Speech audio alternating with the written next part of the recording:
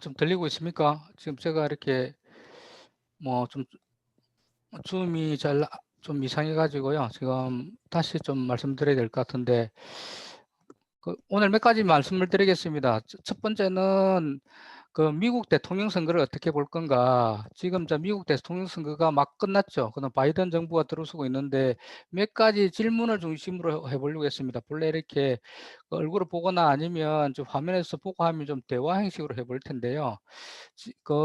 지금 그런 상태니까 일단은 제가 그냥 몇 가지 이야기를 하면서 좀 진행을 하겠습니다. 첫 번째는 좀 질문을 해보고 싶은데요. 얼굴이 보이거나 아니면 대답을 해 주셔도 좋습니다. 지금 이번에 미국 대통령 선거에서 트럼프가 이길 거라고 봤는지 아니면 바이든이라고 이길 것이라고 보는지 그것부터 좀 질문을 드려야 될 텐데요. 이번 대선에서 아마 많은 사람들은 트럼프가 힘들 거라고 봤던 것 같고요. 그래서 트럼프가 만약에 힘들면 나중에 2024년에 4년 뒤에 트럼프가 다시 나올 것이냐, 이게 미국 대선에서 큰 관건이고요. 또 하나는 미국 대선에서 그럼 트럼프는 어, 앞으로 만약에 트럼프가 힘들어지면 4년 뒤에는 트럼프 비슷한 사람이 나올 것인지 아니면 트럼프는 아예 사라지고 다시 미국이 예전에 생각했던, 그러니까 오바마 시대나 이렇게 돌아갈 것인 게 이게 또 문제가 될 것 같고요. 그 다음에 미국을 좀 바라보고 난 다음에는 우리 주변에는 중국이 있죠. 중국은 어떤 식으로 지금 변화하고 있는지 이것도 좀 봐야 될 것 같고요.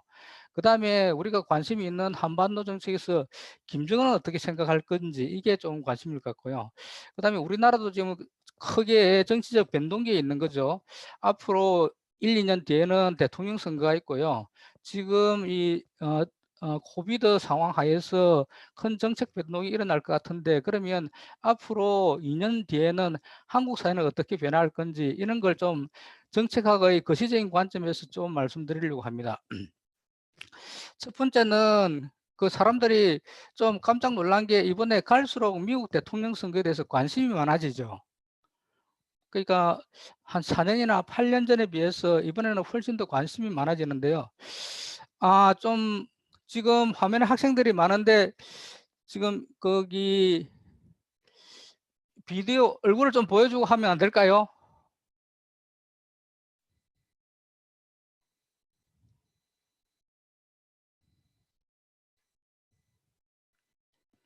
쌍방향으로 좀 이야기를 할 수 있으면 좋을 것 같은데요.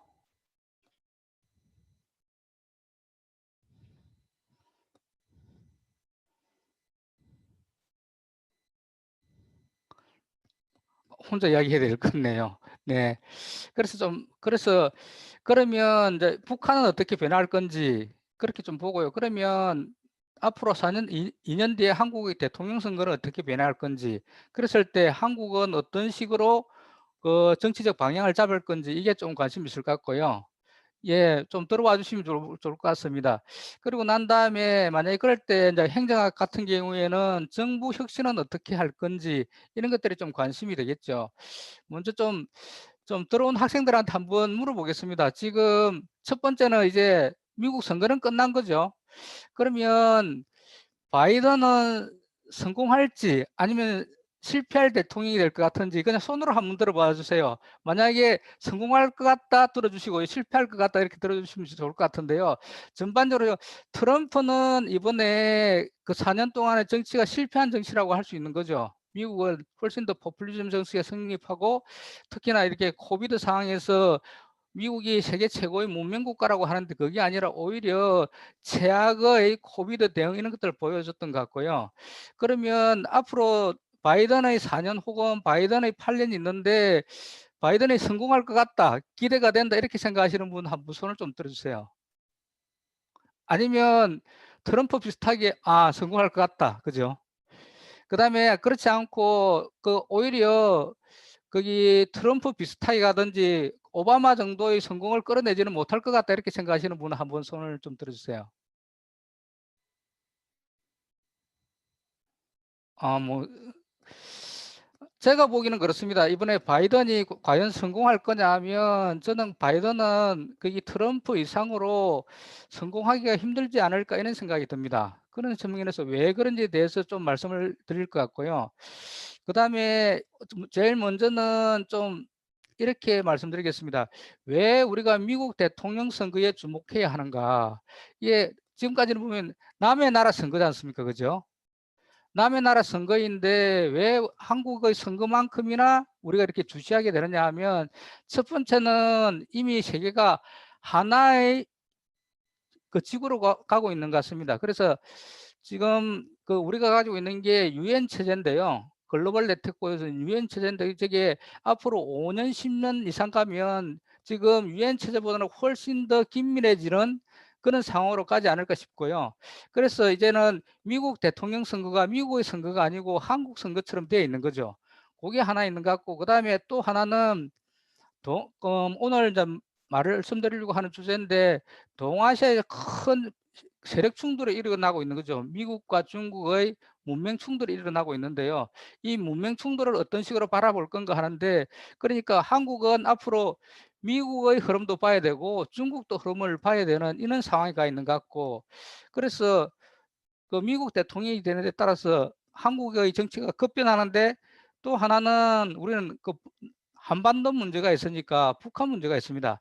북한 문제가 있으니까 특히 북한의 핵 문제, 그 지난 4년 동안 봤지만은 트럼프가 그 베트남에서 김정은을 만나기려고도 하기도 하고, 또 한 번은 거기 판문점에서 트럼프랑 그다음에 김정은이 만났듯이 앞으로 바이든 시대에 한반도 관계가 어떻게 될 거냐, 이게 엄청나게 중요한 자극이 될 것 같고요. 그래서 미국 대통령이 아마 미국이나 라틴 아메리카 외에 세계 어느 나라에 가장 큰 영향을 미칠까 이러면 그것이 한반도가 될지도 모릅니다. 그래서 지난 트럼프 선거를 우리나라 선거, 또 하나는 거기 미국 대통령은 세계의 대통령이 아닐까, 이런 흐름으로 가고 있는 거죠. 예전은 그 국가 중심으로 갔지만 앞으로는 국가의 장벽이 허물어지고 훨씬 더 글로벌하게 갈 거고, 그러면 세계적인 리더십이 누가 가지고 있느냐 이럴 때 당분간은 그 미국 대통령과 중국의 국가 지도자, 이런 사람들이 크게 그 글로벌 정치 액터인 거죠. 그래서 우리가 미국 대통령 선거를 주목하게 되는 것 같습니다. 이런 관점에서 그 남의 나라 선거인 미국 대통령을 주시할 수밖에 없는 것 같고요. 그랬을 때 그러면 미국은 어떻게 이해해야 될 거냐, 특히 트럼프 같은 경우인데요.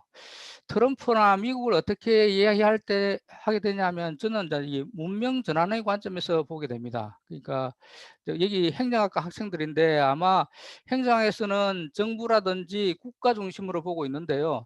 그걸 더 큰 틀로 보면 문명의 틀로 볼 수 있는 거죠. 그러니까 아시아 문명도 있을 수 있는 거고, 미국 문명도 있을 수 있는 거고, 유럽 문명도 있을 수 있는 거고. 그래서 저는 이게 세계적으로 보면 몇 개 큰 문명이 있는데 그 중에 하나가 미국 문명이다. 그럼 미국 문명은 앞으로 어떻게 될 거냐? 지금까지는 미국은 세계에서 가장 부강한 나라였고 세계의 패권을 쥐고 있는 나라였는데, 그러면 미국은 저런 식으로 계속 갈 거냐, 이게 관심인 거죠. 그 문명이, 그러니까 로마도 보면 그 미국을 이제 공화주의 연구하는 분들은 로마처럼 생각하는데요. 로마도 보면 거기 공화정이 있었다가 제정으로 넘어갔다가 나중에는 여러 가지 혼란을 겪다가 그 AD 5세기에 이제 멸망을 하게 되는데, 이제 그런 식으로 미국도 지금 그러면 문명이 그 성장했다가 쇠퇴기로 가느냐, 이게 질문입니다. 지금까지 미국은 그 뭐 생성 이후에 200년 동안 아주 세계 최인류 국가가 되어 온 과정을 겪었는데요.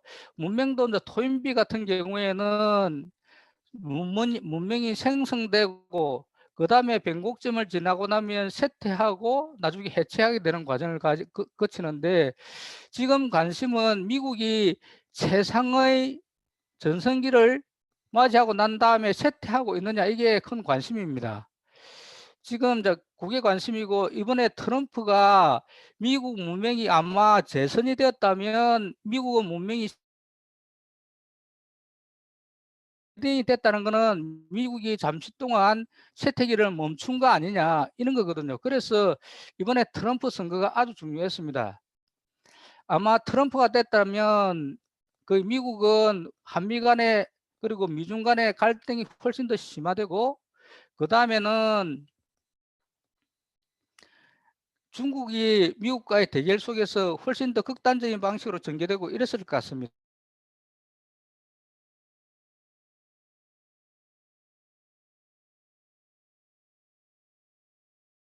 바이든 시대에는 그러면 문명이 이제 계속 미국이 성장기로 갈 거냐, 바이든 시대는 앞으로 쇠퇴기가 아니냐 이런 거죠. 제가 볼 때는 미국은 이미 변곡점을 지난 그런 문명입니다. 꺾인 거죠. 그러니까 미국은 최상의 정점을 지나가지고 쇠퇴기에 접어든 건 그건 트럼프가 되든지 바이든이 되든지 크게 상관이 없다. 그래서 아마 바이든 시대도 이번에 거기 문명이 크게 그 뭐 전환되거나 이러지는 않을 것 같다 이런 말씀을 드립니다. 그러면 이제 질문을 하게 되면 그럼 바이든은 성공할 것인가 아니면 어떤 변화를 추구할 것인가 이런 건데요. 바이든의 정책은 어떤지에 대해서 한번 좀 질문해 보겠습니다. 네, 지금 바이든은 거기 어떤 정책을 취할 것이냐 크게는 두 가지가 있거든요. 하나는 거기 지금 미국이 코로나 위기 때문에 한국과 마찬가지로 엄청나게 재정 투자를 할 것으로 보입니다. 그러니까 지금 미국은 달러를 가지고 있기 때문에 달러는 자기 통화니까 이렇게 찍어낼 수 있거든요. 그러면 그건 종이에 불과하겠지만은 세계 전체로 달러를 가지고 수요를 빨아들여서 미국은 경제 부흥을 재기하려고 하는데 그게 했던 그 뉴저벨트 했던 뉴딜 정책 같은 정책을 다시 시작하려고 하는 거죠. 그리고 지금 이야기되고 있는 게 그 뉴딜 정책 중에서 그린 뉴딜을 하게 되는데요. 지금 우리나라에도 거기 재생에너지라든지 이런 그린 뉴딜 정책이 있는 것처럼 그 미국에서도 지금 뉴딜 정책을 추진하게 되는데 미국에는 두 가지 큰 극단적인 경향이 있습니다. 민주당 내에. 혹시 학생들도 이렇게 마이크를 사용할 수 있나요? 네, 그러면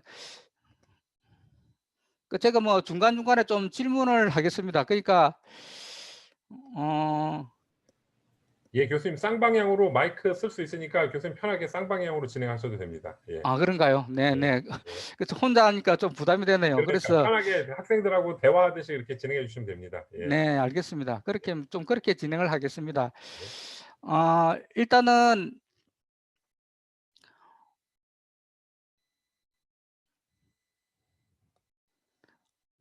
바이든 정책에 대해서 좀 말씀을 드리면 크게 이제 두 가지인데요. 일단은 미국 공화당을 보면 공화당은 지금 깅그리치 이후에 우리가 알고 있던 공화당은 이제 미국에서 사라졌다고 보면 되겠습니다. 그러니까 지금 그 깅그리치가 활동했던 시절이 어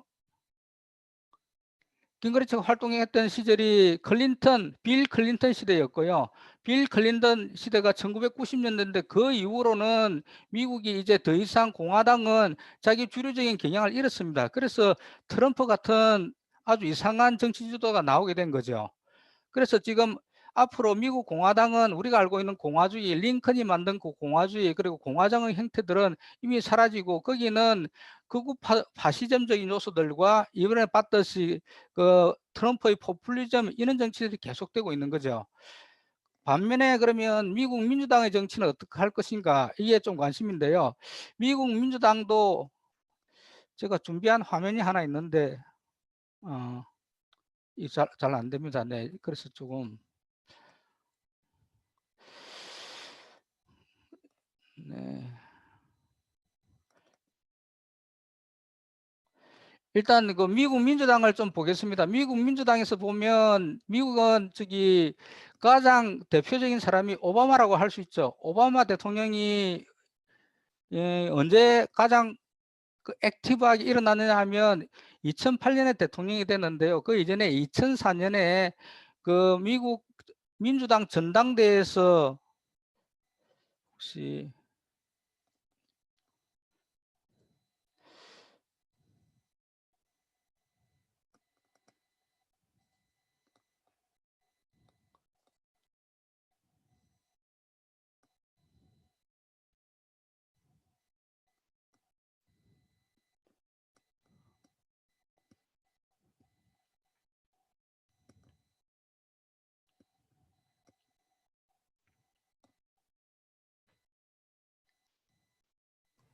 교수님 잠시만요. 이게 소리가 안 나오는데요. 이게 저기 잠깐 멈추시고, 이게 방법이 있던 것 같던데. 잠깐만요. 좋은 자료 같은데, 이게 소리를 공유하면서 그 네. 소리를 들리게 하는 방법이 있었는데, 혹시 우리 저기 최한식 군 잘 아나? 혹시 컴퓨터 자체 스피커 올려 보시겠습니까, 혹시?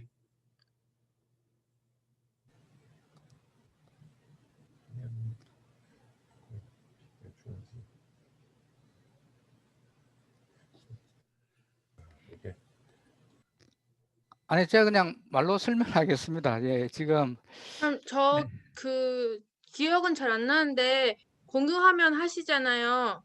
그럼 네. 위에 창이 맨 위쪽에 창이 뜨잖아요. 녹색으로. 녹색이랑 검정색 있는 거. 거기서 옵션 보기 누르면 컴퓨터 소리 공유가 아마 있었던 것 같아요. 제가 한지 오래돼가지고 기억은 잘 안 나는데.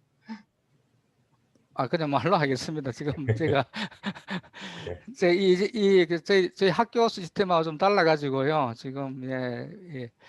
제가 뭐 거기 그냥 아예 박석기 선생님 찾아가지고 수업을 하는 게 낫지 않았나 이런 생각이 들기도 합니다. 좀 이게 조금 제가 좀 미숙해가지고 그런데요. 지금 저 화면이 그러니까 지금 거기 2008년에 오바마가 대통령이 되죠, 그죠? 그런데 오바마가 언제 떴느냐 하면 2004년에 대중적인 인재를 받거든요. 지금 한국 정치도 보고 있으면 아마 지금 윤석열 검찰총장이 그냥 거의 대권 주자로 지금 성장하고 있는 거죠. 그것처럼 어떤 정치 지도자에게는 결정적인 시점이 있습니다. 그 예전에 뭐 거기 그 노무현 대통령 같은 경우에는 거기 50 청문회하면서 재벌한테는 명패를 던졌을 거예요, 그제요. 그 명패를 던지면서 그때 이제 사람들한테 각인이 됐던 이런 기억이 있고요.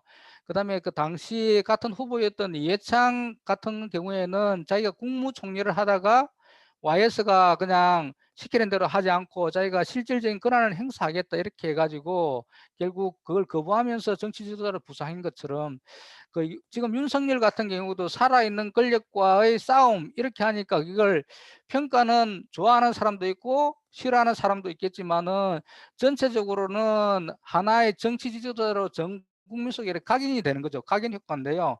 그런 것처럼 각인 효과가 있습니다. 정치 지도자에게는. 그러니까 트럼프 같은 경우에는 예전에 폭스 뉴스에서 뉴스를 토크쇼를 진행하면서 이렇게 각인이 됐던 것 같고요.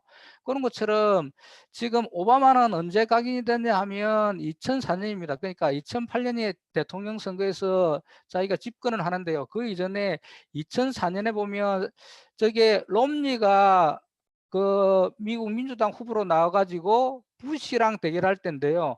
그때 그 세레모니를 할 때 앞에 오프닝 이벤트로 나와가지고 어떻게 했냐면 오바마가 저 시카고의 상원의원이었는데 계단을 탁 뛰어와가지고 마침 사자가 계단을 뛰어오는 것처럼 아주 활기차게 40대 초반의 남자가 액티브하게 올라가 기존의 정치인과는 다른 모습을 보여주는 거죠. 저 연설이 어떤 내용이냐 하면 그 미국에서는 꿈이 있다. 어떤 꿈이냐 하면 자기 아버지는 케냐의 흑인인데 미국 유학 온 사람인데 그런 사람이 뭐 아들이 나도 아버지도 여기서 유학을 하고 미국에 정착을 하고 그 다음에 자기같이 이렇게 유색인종 흑인도 미국 대통령 선거를 나올 수 있고 상원의원이 되었다 이렇게 이야기하고요. 그 다음에 자기 어머니도 아주 시골에 오두막에서 일을 하는 그 뭐 주유소집에 있는 그 서민의 딸이었는데 그런 딸이 아들을 잘 키워가지고 지금 미국의 상원의원이 됐다. 이런 꿈이 가능한 나라가 미국이다. 이렇게 연설을 하거든요. 그래서 미국은 모든 게 가능하고 그걸 보여주는 게 자기 자신이다. 이렇게 해가지고 사람들한테 미국 문명이 좀 쇠퇴기에 잊혀지고 있던 미국의 꿈을 오바마가 다시 살려내거든요. 그때 강력한 인상이 있었기 때문에 2004년에 미국 대선 주자들 사이에서 오바마가 자기의 그 정치적 이미지를 확고히 하고 4년 뒤에 대통령이 되는 거죠. 생각을 해보십시오. 그리고 나서 미국의 대통령 오바마 4년이 있는데 다시 한번 좀 물어보겠습니다. 미국 사람들이 그때는 오바마가 엄청난 히어로였거든요. 최초의 미국의 흑인 대통령이 있을 뿐만 아니라 미국 민주당을 변화시킬 수 있는 사람이라고 봤고, 그 이전에 미국하고 다른 미국을 보여줄 거라고 봤던 거죠. 그러니까 미국이 새로운 어떤 문명의 전환기에 와가지고 한 단계 더 도약하지 않을까 이렇게 생각했던 것 같고요. 그리고 최초의 자기는 엄마는 백인이고 자기 아버지는 흑인이 이런 상황에서 새로운 미국 문명의 출현, 그리고 새로운 대통령의 출현 이렇게 봤던 거죠. 그리고 그래서 그게 미국 사람들뿐만 아니라 저같이 이제 미국 문명에 대해서 관심 있는 사람들도 야, 오바마는 정말 기대해도 될 만한 사람이구나 이런 생각이 있었던 거죠. 그런데 그 뒤에 8년이 지났거든요. 예, 다시 한번 이렇게 손으로 물어보겠습니다. 미국이 대통령 오바마가 성공했다는 사람 손 들어주고요. 실패했다는 사람 손을 주면 미국에서 오바마가 성공했다고 보시는 분 있나요? 8년 동안.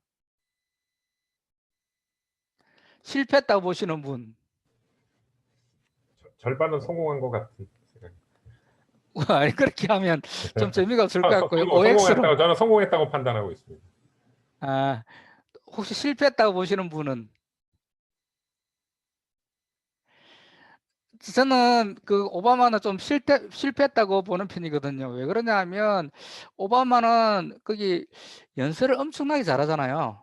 아마 미국 유사 예로 아마 지금 뭐 화면에 남아 있는 뭐 케네디나 이런 사람들보다 훨씬 더 연설을 다이나믹하게 잘할 수 있는 이런 사람이고요. 2008년에 처음에 나왔을 때 자서전이죠. 그 뭐 담대한 희망이라고 이야기하는데 그것도 엄청나게 좋은 소설, 그러니까 연설집이고 이렇습니다.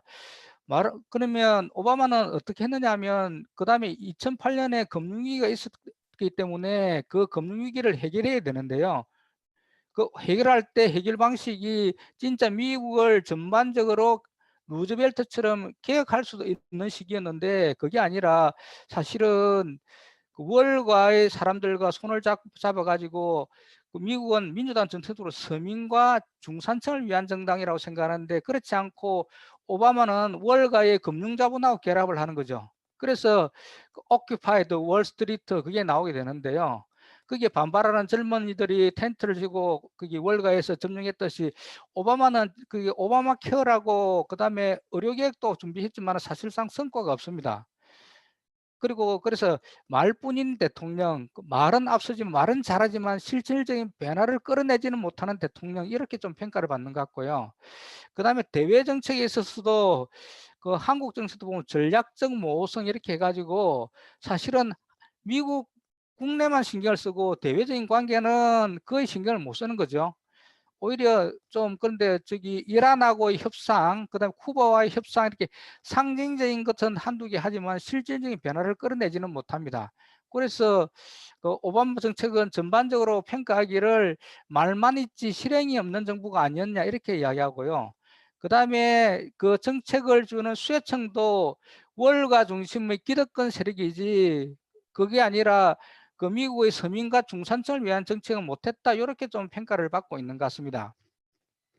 그래서 오바마 정치는 그런 좀 실패의 정치라고 평가받는 게 좀 있는 것 같고요. 그리고 난 다음에 그런 와중에 이제 트럼프 같은 이렇게 반대측에 있는 인물이 그 성장하게 되는 거죠. 그러면 이제 지금 우리가 이제 좀 그 근본적으로 물어봐야 될 질문은 이제 미국 정치에 대해서 우리는 뭐 행정학을 하는 행정학과니까 이제 민주주의와 그다음에 중산층 이런 관점에서 보면 미국은 왜 저렇게 트럼프가 되든지 오바마가 되든지 그리고 지금은 바이든이 되든지 조금은 우리가 알고 있는 전통적인 미국 정치 민주주의는 살아있고 시민들은 좀 자율성이 있고 그다음에 중산층은 성장하고 이런 식의 미국이 아니라 다른 미국으로 가 있는 게 아니냐 이렇게 질문을 해보는 거죠.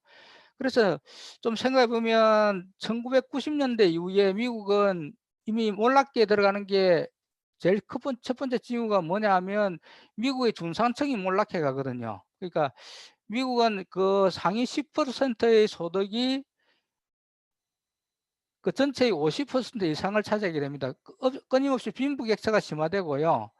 빈부격차가 심화되고 난 다음에는 중산층이 몰락하니까 중산층 몰락은 민주주의 위기로 가는 거죠. 로마처럼 민주주의를 위기로 갔던 것 같고요. 그래서 스티글리츠 같은 사람들은 그렇게 이야기하죠. 노벨 경제 그 대부분의 학생들은 스티글리츠 이야기는 들어봤을 텐데요. 미국은 이미 중산층이 몰락했다. 그리고 우리가 이야기하는 낙수 효과, 그다음에 그러니까 거기 경제적 부가 그게 상층으로 가가지고 아래로 흘러내리지 않는다. 그래서 그렇기 때문에 중산층이 몰락하고 난 다음에 민주주의가 있으려면 건전한 중산층이 있어야 되는데 중산층이 몰락하고 있기 때문에 민주주의가 위기에 온 거죠. 그래서 더 이상 미국은 그 자신들이 만들었던 1980년, 90년대까지 작동했던 민주주의가 더 이상 작동하지 않는다. 이렇게 보는 게 조금 미국 정치를 거시적으로 보는 일반적인 관점인 것 같고요. 자, 저처럼 문명의 관점에서 보면 이건 중산층이 몰락하고 민주주의가 작동하지 않으면 이건 자 문명의 쇠퇴기로 가는 거거든요. 자, 미국은 그런 상황에 있는 게 아니냐 이런 생각이 듭니다. 그래서 지금 앞으로 바이든 정부가 어떻게 할 거냐 하면 바이든도 여기서 크게 벗어나지는 못할 것 같다 이렇게 말씀을 드릴 수 있을 것 같습니다. 그래서 지금 그 바이든도 거기 미국의 오바마라든지 트럼프하고 같이 생각했던 그 정도 정치 생활을 가지기가 힘들 것 같고요. 그 다음에 좀 중국을 봐야 할 텐데요. 잠시만요. 자료를 좀 준비된 자료를 올리겠습니다.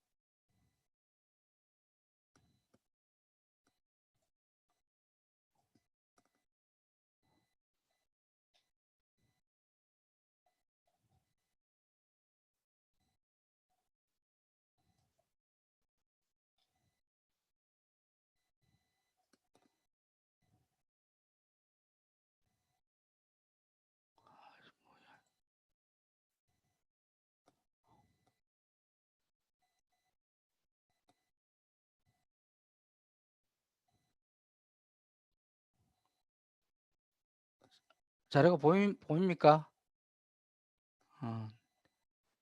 잘 보입니다. 네.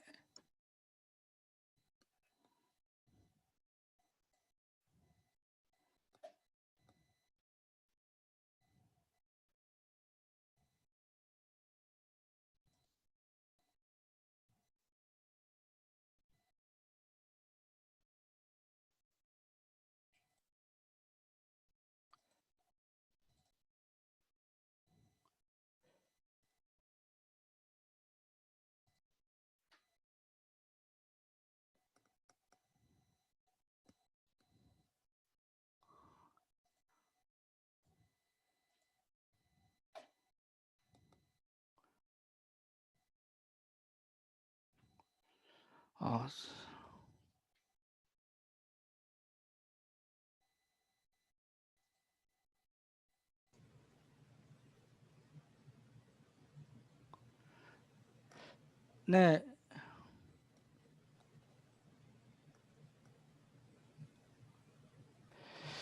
이제 중국의 변화를 좀 봐야 될 것 같은데요. 중국 같은 경우에는 시진핑 정부 이후에 가장 문제됐던 게 지금 그 홍콩 사태입니다. 그죠?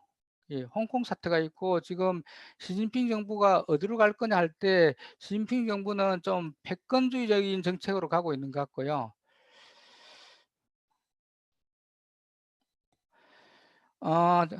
제가 뭐 홍콩이나 중국 문제에 관심이 있어가지고 거기 작년에 거기 중국에서 그 홍콩에서 시위가 한참 있을 때 한 5차례 정도 홍콩을 방문했었습니다. 홍콩을 방문해가지고 그 뭐지 그 시위 현장에 계속 있었는데요. 이때 느꼈던 건 중국은 어떤 식의 생각을 하고 있느냐 하면 중국에서 지금 문명 충돌이 가장 심하게 일어나고 있는 게 홍콩의 사태인 것 같고요. 홍콩 위기라는 게 서구 문명과 동아시아 문명이 그 충돌한 현장이다. 시진핑은 어떤 생각을 하고 있느냐 하면 1841년에 아편 전쟁 이후에 난징 조약이 있었고요. 난징 조약을 이전에 중국으로 돌리려는 계획을 가지고 있었던 것 같습니다. 그래서 지금 시진핑은 이런 상황에 빠져 있는 것 같고요. 그래서 홍콩 문명은 앞으로 지금 제일 크게는 잠시만요. 네.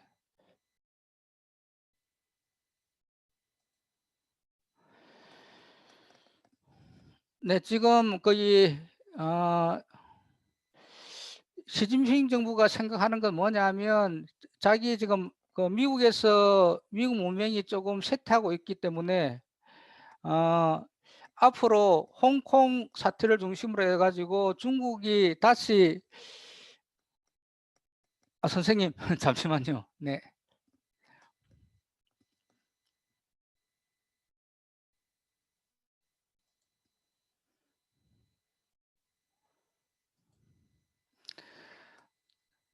네, 지금 거기 좀 뭐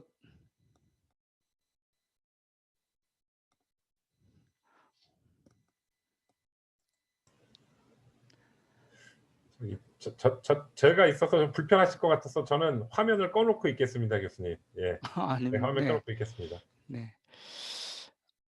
네, 지금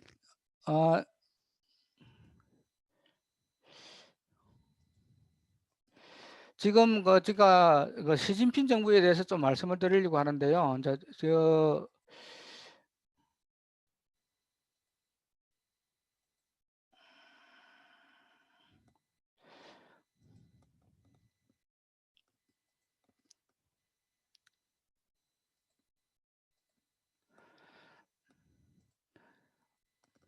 네, 지금 그 중국 시진핑 정부에 대해서 좀 말씀을 드리려고 하는데, 그 시진핑 정부는 그 제일 중요하게 생각하는 게 앞으로 자기들이 중국이 패권 국가로서 미국을 대체할 수 있느냐 이게 관심인 것 같고요. 그랬을 때 지금 미국 쪽에서는 어떻게 생각하느냐 하면 토인비 같이 문명 충돌 입장에서 좀 생각을 하고 있는 것 같은데요.